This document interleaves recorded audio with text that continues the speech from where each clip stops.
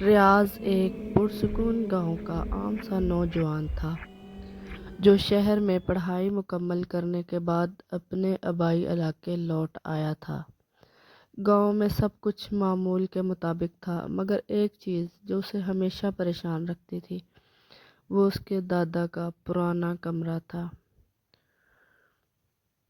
یہ کمرہ ہمیشہ بند رہتا اور اس کے والد نے سختی سے منع کر رکھا تھا کہ کوئی بھی اس میں داخل نہ ہو۔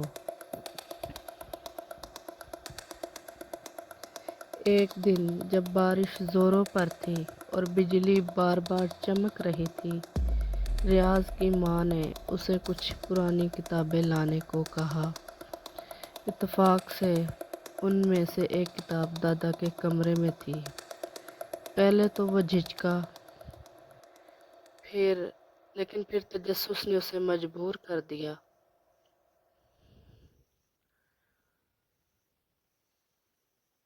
اس نے آہستہ آہستہ دروازہ کھولا جو حیرت انگیز طور پر بغیر کسی مزاحمت کے کھل گیا۔ اندر داخل ہوتے ہی گرد سے اٹی الماریوں، پرانی چیزوں اور ایک بڑے لکڑی کے صندوق نے اس کا استقبال کیا۔ اچانک ایک ٹھنڈی لہر اس کے جسم میں سرایت کر گئی، جیسے کوئی وہاں موجود ہو۔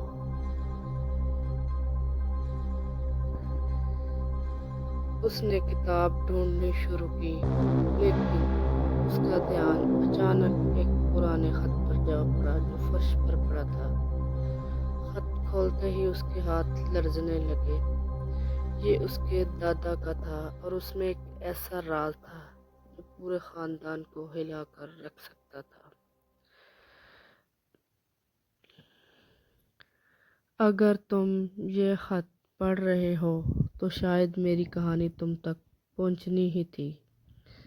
میں نے اپنی جوانی میں ایک ایسی غلطی کی تھی جس کا بوجھ آج میرے دل پر ہے۔ میں نے خط کا بقیہ حصہ وقت کی گرد میں چھپا دیا تھا۔ ریاض کی سانسیں رکنے لگیں۔ آخر اس کے دادا نے ایسی کیا غلطی کی تھی؟ اس نے تیزی سے پورا کمرہ چھان مارا، لیکن اسے کچھ اور نہ ملا۔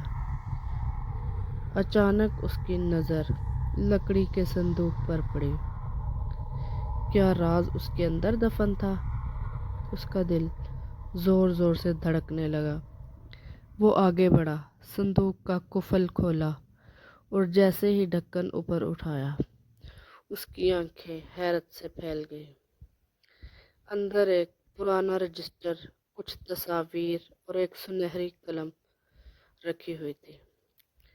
جیسے ہی اس نے قلم کو چھوا، پورے کمرے میں ایک سرد جھونکا چلنے لگا، جیسے کوئی غیر مرئی شے اس کے قریب آ گئی ہو۔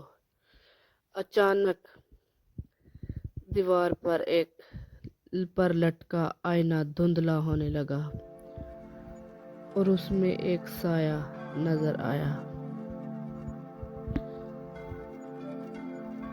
ریاض نے کپ کپاتے ہاتھوں سے رجسٹر کھولا۔ یہ اس کے دادا کی ذاتی ڈائری تھی۔ جیسے جیسے وہ پڑھتا گیا، ایک حیرت انگیز کہانی اس کے سامنے کھلنے لگی۔ اس کے دادا کسی عام کسان نہیں تھے، بلکہ ایک زمانے میں شہر کے ایک بڑے بزنس مین تھے۔ لیکن ایک حادثے نے ان کی زندگی بدل دی۔ یہ 1965 کی بات ہے، جب میں نے ایک کاروباری شراکت داری کی تھی۔ میرا ساتھی بہت چالاک تھا اور مجھے دھوکہ دے کر میری تمام جائیداد ہتھیا لی۔ مجھے اس پر شدید غصہ تھا اور ایک رات میں نے جذبات میں آ کر اسے دھمکی دے دی۔ اگلے دن وہ پراسرار طور پر لاپتہ ہو گیا اور الزام مجھ پر آ گیا۔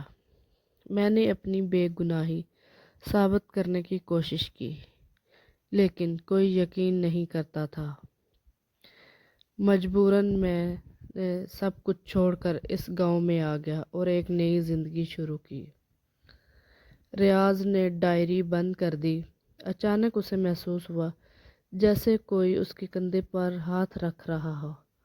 वो तेज़ी से पलटा, लेकिन वहाँ कोई नहीं था और उसकी सांसें तेज़ हो गईं। दफातन एक पुरानी तस्वीर उसकी नज़र से गुजरी, जिसमें उसके दादा अपने इस साथी के साथ खड़े थे। लेकिन तस्वीर के पीछे कुछ और लिखा हुआ था। हक़ाइक़ हमेशा वो नहीं होते जो नज़र आते हैं। इस लम्हे आईने में मौजूद धुंधला साया मज़ीद वाज़ेह हो गया और रियाज के कानों में सरगोशी गूंजी, सच जानने का वक्त आ गया है। लेकिन क्या तुम इसे कबूल कर पाओगे?